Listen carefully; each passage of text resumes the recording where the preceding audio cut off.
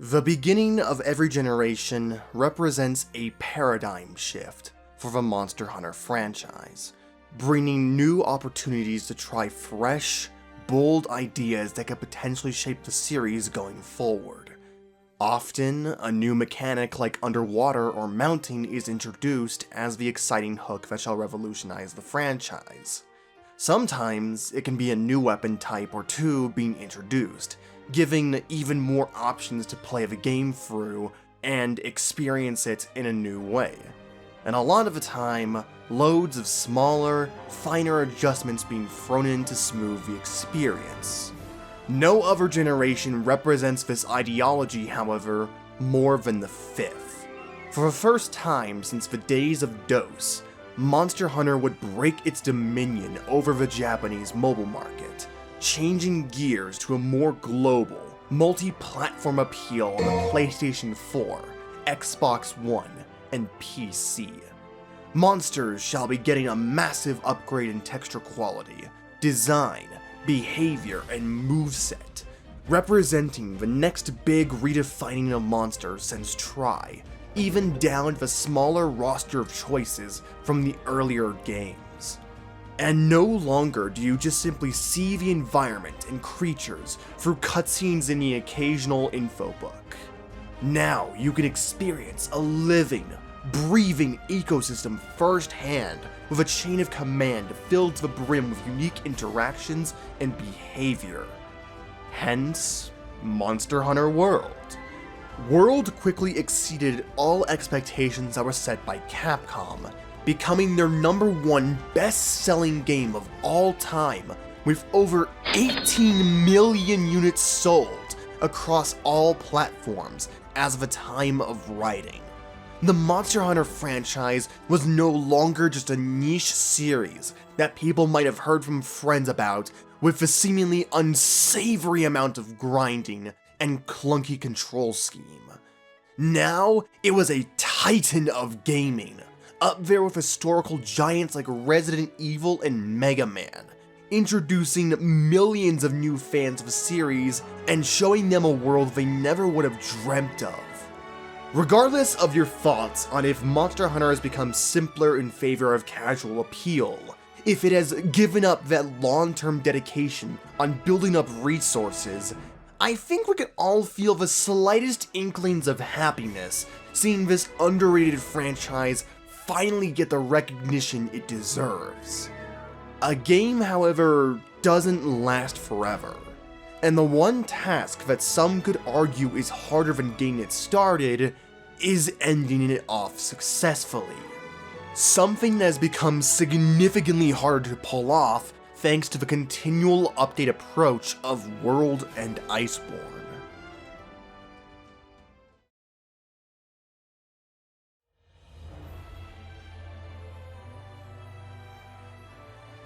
In past games, the conclusion didn't really exist per se. Sure, you had your big bad threats like Dire Morales, Gogmazios, Nakarkos, Natal Ka, but the game still went on. Often, a whole slew of quests would open up to you, whether automatically or through the slow buildup of Hunter rank.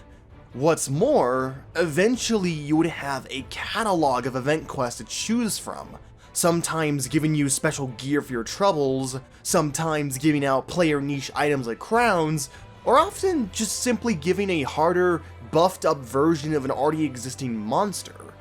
All of this, plus every quest from every rank you can go back to or finish. Much of the same principle applies even in World. The game still goes on after the defeat of Xeno or Shara, with event quests, challenges to unlock through Hunter rank, and now new monsters or sieges through the title updates. This is because the end being talked about here is player experience. The idea that even when we roll credits, when all is said and done, we can still return anytime we want, or just simply start all over and re-experience everything.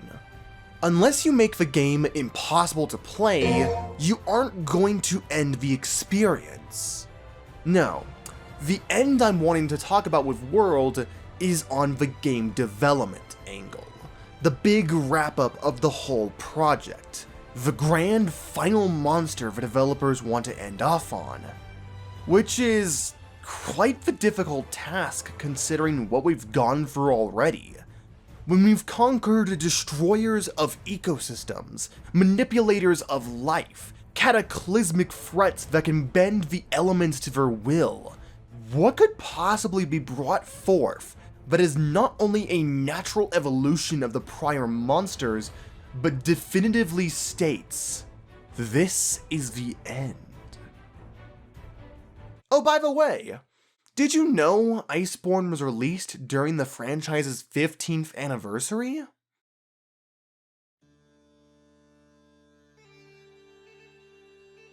"15 years. That's a decade and a half since the original Monster Hunter came out in Japan all the way back in 2004 on March 11th for the PS2. In the span of that time, we have created 5 generations worth of mainline entries over multiple consoles and handhelds, an expansive MMO that went on for over a decade, a multitude of spin-offs like the Stories series, and the literal hundreds of unique creatures and fights waiting to be experienced. Considering the way in which the series started out, as a big contest between free experimental games to see what would be a mainstay, it's no surprise that the Monster Hunter teams are very happy with the work they've put in, and like to celebrate the history of the franchise quite frequently. These celebrations take the form of unique art, concerts, and videos highlighting some of the most beloved monsters and moments throughout the franchise. The size comparison videos especially were quite fun to see, witnessing monsters from within the generation interact with one another, affect the environment around them, or just hop into the fray to emphasize how cool and awesome they are. Monster Hunter Generations was the most ambitious anniversary at the time, celebrating 11 years of the franchise and 4 generations worth of monsters through an all-star cast of returning fan favorites, returning monsters who hadn't been seen in a hot minute, classic villages like Kokoto, Poke, and Yukumo, the 4 special styles of play, multitude of special moves, and of course, the iconic Fated 4, each one representing a different generation. Anyone would be hard-pressed following up an effort like that for an anniversary, within the next 5 years no less. And indeed, that seemed to be the case for 2019.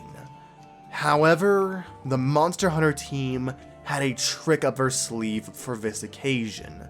One that, while wouldn't immediately triumph over the sheer scope of generations, would provide long-awaited information to those who held bated breath for the past decade and a half. For among the usual candidates of the anniversary wallpaper, flagships like Zinogre, Tigrex, Rathalos, Nurg, and Velk, there was one unexpected intruder present. Lurking in the background of the image, towering over every other monster in the art, was Fatalis, the endgame final boss from the very first Monster Hunter. And not only was he the special monster featured on the art, he would also be the central figure for the 15th anniversary, appearing in every form of marketing, from the logo in his eye to the announcement of a $300 statue being built. Furthermore, for the first time in the franchise's history, the developers would be giving away exclusive insider lore and information on not just Fatalis, but the other members of the Forbidden First Class monsters. It is at this point I should probably explain why this is all such a big deal, so allow me to do that right now. Back during the development of the original Monster Hunter, It was believed by the team that any extraneous information told about Fatalis would hurt the game's sales, and disincentivize players from playing and talking with each other. A secret, after all, wouldn't be a secret anymore if you told people that it existed, much less the means of fighting it. Another reason this strategy was employed, and this comes not so much from official sources, but rather my own headcanon, is to weaponize Japan's gamer demographic. To make a long story short, Japan is a very work-centric nation to say the least, often to its workers' own detriment.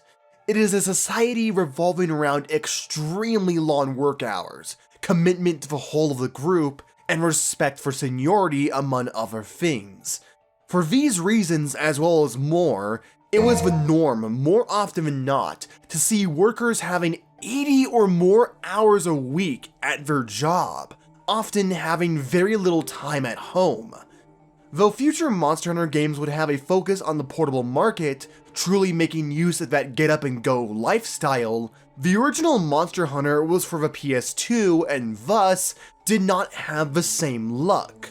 So to make up for it, everything about Monster Hunter was designed with an emphasis around cooperation and communication, right down to a secret endgame boss that could only be fought through specific means. Think of this like the effect Pokemon had in the late 90s with mysteries like the Mew under the truck, except not a complete and utter hoax. Word of mouth creates free publicity for the game, and when handled correctly can create the proper mystery and class for a monster like Fatalis. Moreover, this vow of public silence would continue going forward into later generations for every Forbidden class monster. No matter how well known and fought the monster became, even if teasers of the monster existed in their own openings and videos, no information on the part of the developers ever came out, not even in official lore books. Almost as if they didn't wish to acknowledge the monster hiding under the bed. Thus the term, Forbidden First Class Monster. So finally acknowledging that mythical lizard, not just through celebratory art and videos, but with official information, surely had the pants of every lore enthusiast primed for some startling revelations in the coming future. Especially when looking at the road Iceborne was traveling down with its title updates. December 5th, 2019.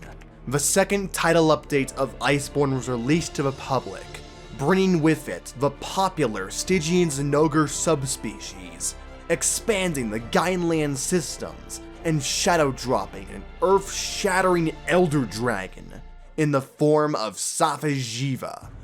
A phenomena that defied all order. It manipulated the bioenergy of the surrounding environment, molding the terrain to suit its needs, and regenerating any wound it may have through this accumulated energy. And when it wished to truly eradicate its foes, the gates to heaven shined with a sapphire blue glow, killing anything organic in the vicinity that didn't duck and cover. Such an existential unknown surely would have gotten more info, yet the game almost seemed afraid to tell us. How powerful was it truly? Was it an adult? Or was this just an intermediary state before pandemonium? And did the red dragon of the New World have any connection to the myth of Shrade? Then, after some time, on the 21st of March 2020, Elatrion was unveiled to the world as the fourth title update monster, and finally released on the 9th of July for all to pray to. Showing off what a Forbidden class monster was truly capable of for both old and new fans, Elatrion provided an apocalyptic reality that hunters had to either face and admit, or run tail from, convinced no such thing can even exist, should exist. Accepting ignorance only leads to a swift, painful demise for all, and confronting the storm meant gambling your life away for a force of nature, unsure if you would even make it out of there alive until you were in the clear. The kicker to all of this? We aren't sure why Alatreon is here in the new world. It shows up in the bottommost level of the secluded valley without any flair of the dramatic, and when we show up, proceeds to burn every remaining shred of skin left over by Safi before confronting us. Was this Alatreon chasing after the Safi we fought? Are the two sworn enemies? If so, why? For what reason would an Alatreon fly all the way over to the new world from the sacred lands? At any rate, the title updates were progressing quite rapidly in scale and power, with only one left to go through. And assuming that this progression is consistent, that we stay within this tier of power, then realistically, there would only be one correct candidate if this happened to be the case. But no way would that happen, right? I mean, it would make sense in terms of the escalation with these title updates, but that's just too far of a reach. This is a bunch of fanciful daydreaming we are going through, and soon enough, we'll all be disappointed because our expectations were too high.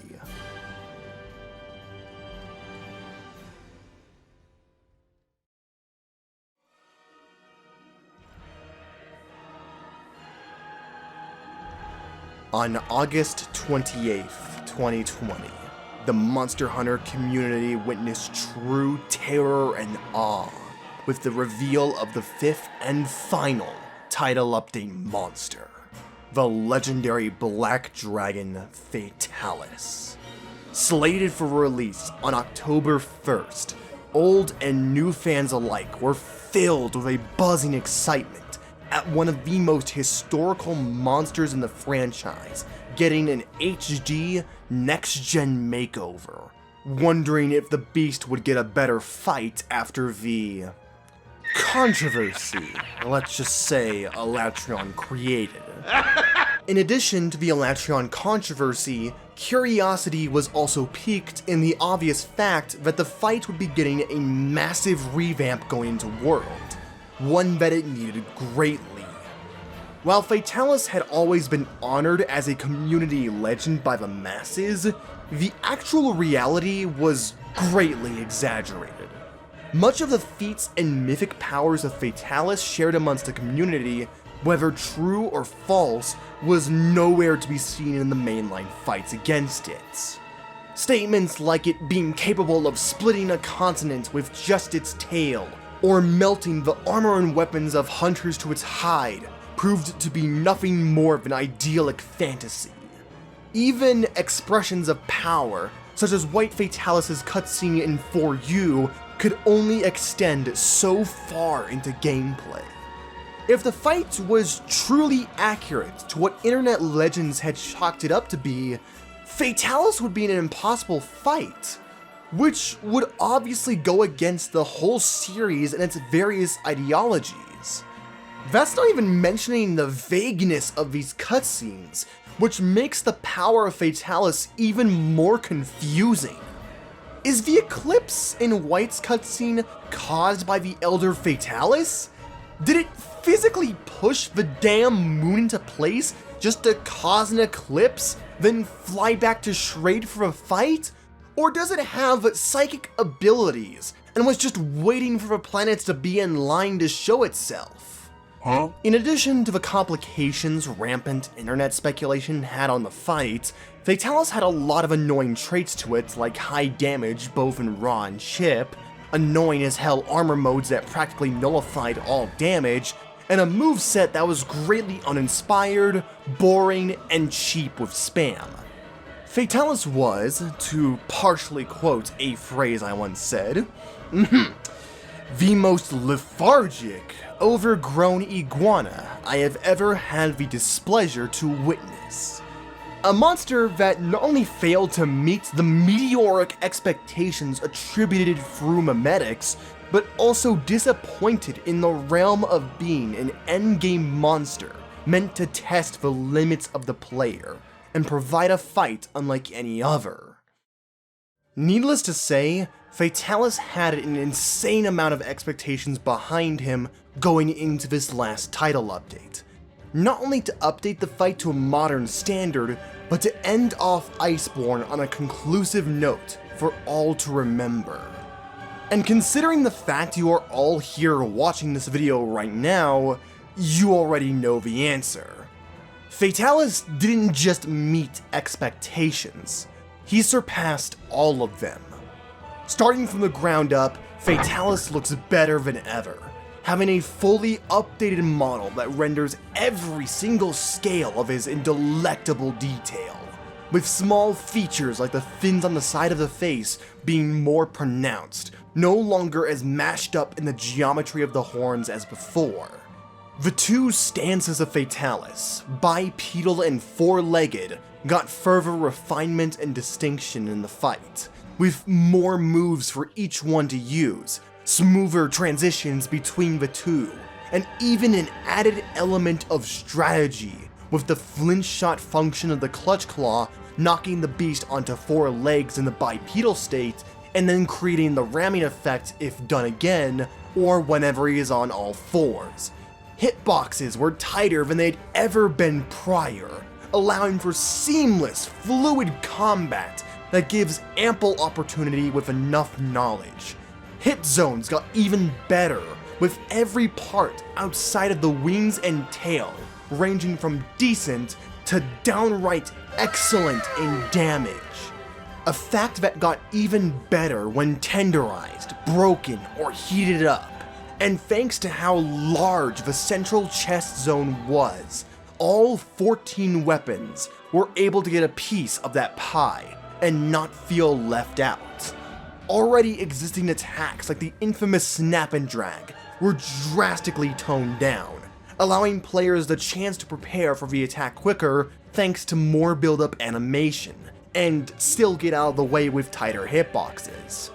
The danger of these attacks, however, were still left over, and if anything, further bolstered with the wider arsenal at his display, ranging from all the various pyrobombs and explosions at his disposal to great breaths of fire that scorched everything within its wide range, rushes, and more. All the best parts about a large-scale siege fight, such as the weapons and utilities from prior incarnations, were brought back and greatly expanded upon, placing even more emphasis on utilizing binders to tie the beast down, cannons to inflict massive damage for a knockover, and the almighty Dragonators to turn the tide of battle, finally playing the original proof of a hero for the first time against the beast. Best of all, the legend of Fatalis finally got its just desserts, his apocalyptic awakening, throwing everything in the natural world into chaos through sheer existence alone, forcing the upper echelons of the guild to mobilize a capable fleet to slay the beast. The whole of the 5th Fleet and Research Commission is brought into the fold, joining the effort of multiple nations in the effort to exterminate it and prevent another disaster from unfolding.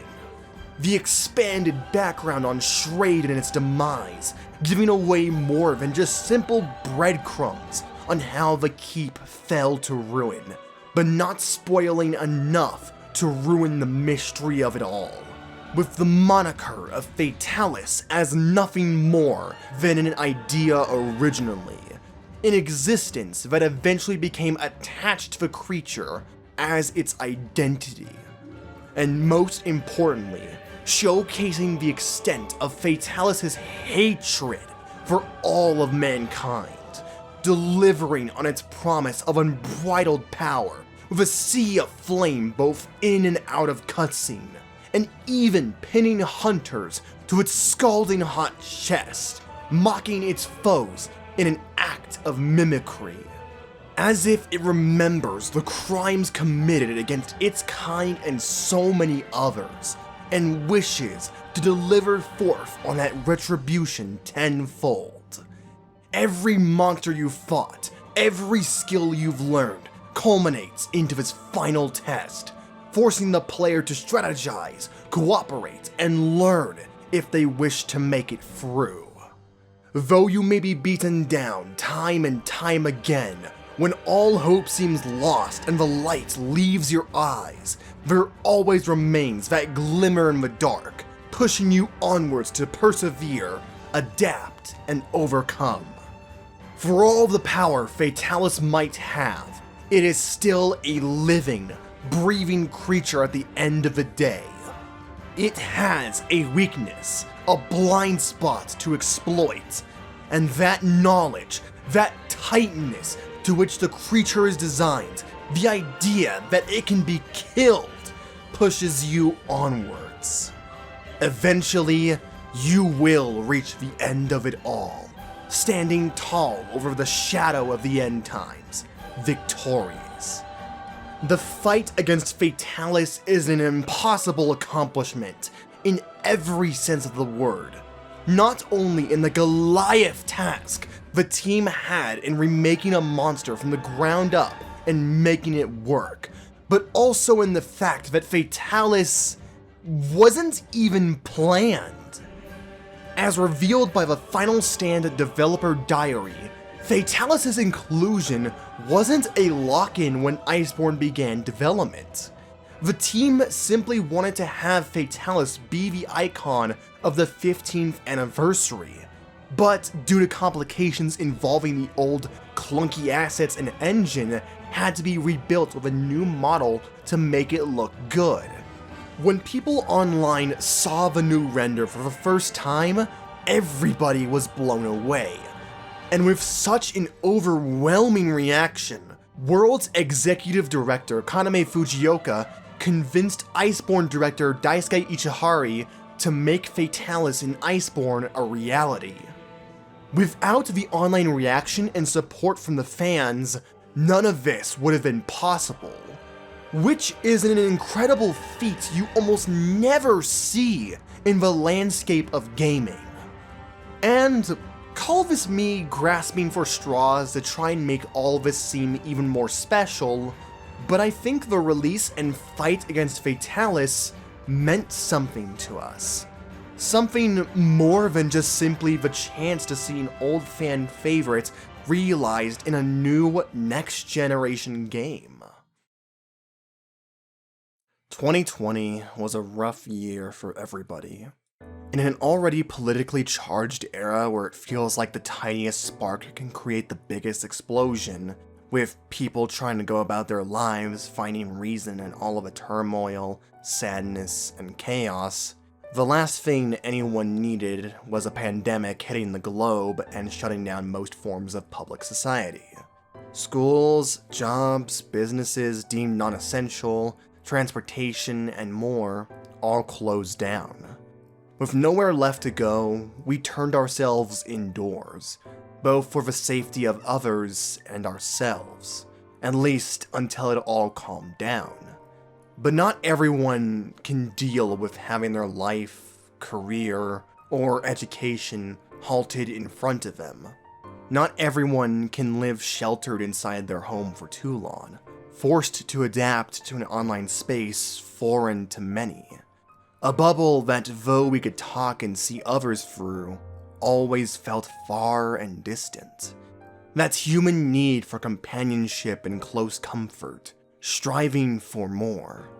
Sooner or later, people would start feeling the effects.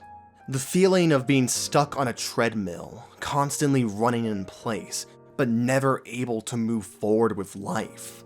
Intrusive thoughts and doubts creeping in about life and its worth, the meaninglessness of it all. What's the point of hoping for things to get better for there to be a return to normality when it would never get better, when we will never return to the normal we had before this. This is the new normal, you fool. Wallow in your misery and pain for all time until the day you die.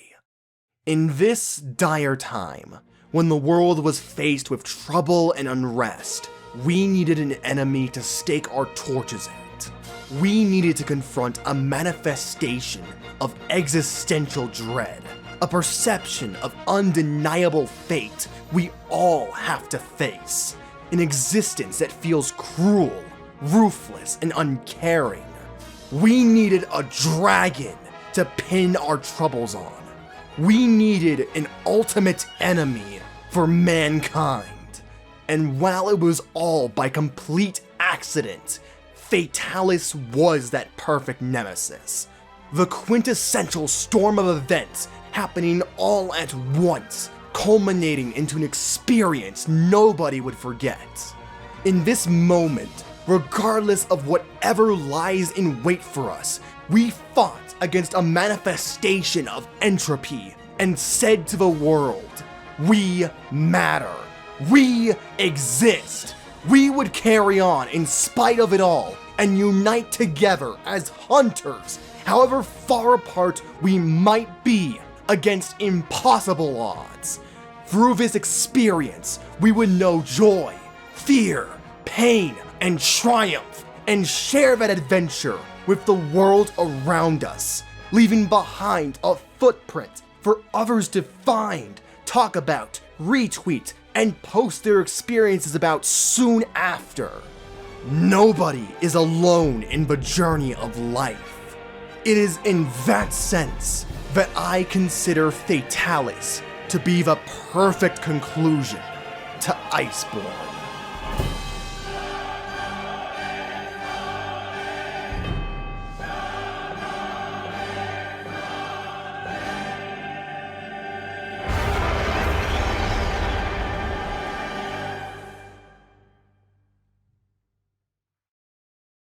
Hey everyone, Monarch here, and thank you all so much for coming by to watch this video.